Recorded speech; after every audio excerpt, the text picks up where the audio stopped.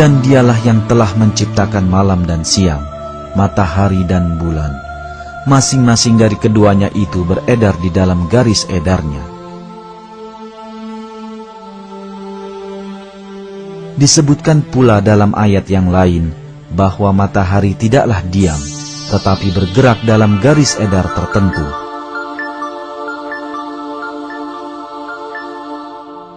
Dan matahari berjalan di tempat peredarannya. Demikianlah ketetapan yang maha perkasa lagi maha mengetahui.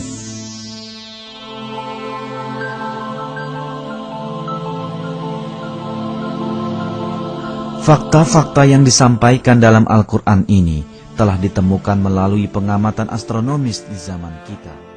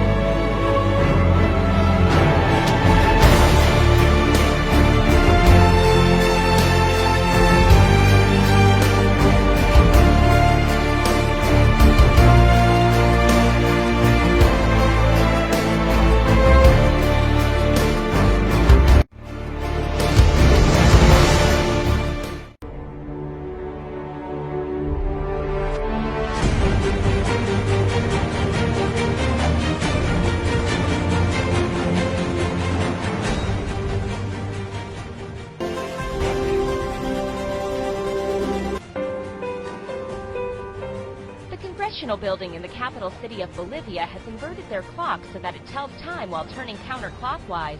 As a symbol of left-wing political change, the clock of the South is based on the movement of the sun, which goes counterclockwise in the southern hemisphere. Bolivia's foreign minister says he hopes that the clock of the South will inspire Bolivians to think differently, question the rules, and be more creative.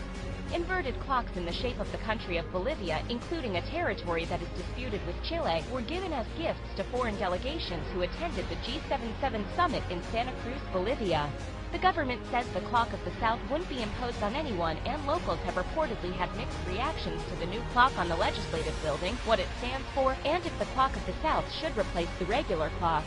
Evo Morales, the president of Bolivia, has made several changes since he came to power, including adopting a rainbow-colored flag called a huipala, which is now flown next to the traditional flag used since the 19th century. It's saying 2 o'clock. It's saying 2:05. It is saying a few minutes to 10. Well, you're right. I can read the Arab numbers, but it's backwards. That's right. Because this one goes anti-clockwise. Yes. Well, and that one goes clockwise. Yes. Well. So this is anti-systemic. Good. That's what we need. This is anti-systemic, yeah. And that one is systemic. And we don't want to be systemic. No, not at all. In the world controlled by Dajjal, we want to be anti-systemic. Yeah.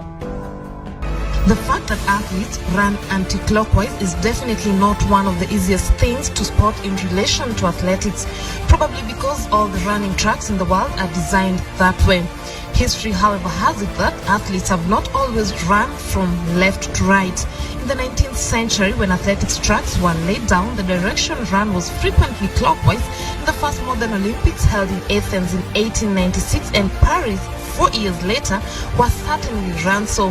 But after 1906, there were objections as most competing countries had by then settled for anti-clockwise running.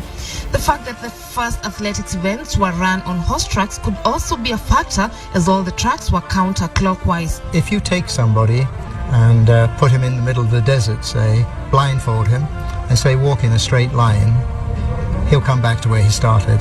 So there is a natural tendency for us to want to go to the left all the time. There's also a theory that suggests that the anti Scientists say human beings are born naturally left-handed because our hearts are positioned in the left side of our bodies. This allows for more rapid flow of blood to the left side, and our center of balance tends to shift from right to left. However, society has dictated that we use our right hands, and this makes the right side of our body become stronger with time.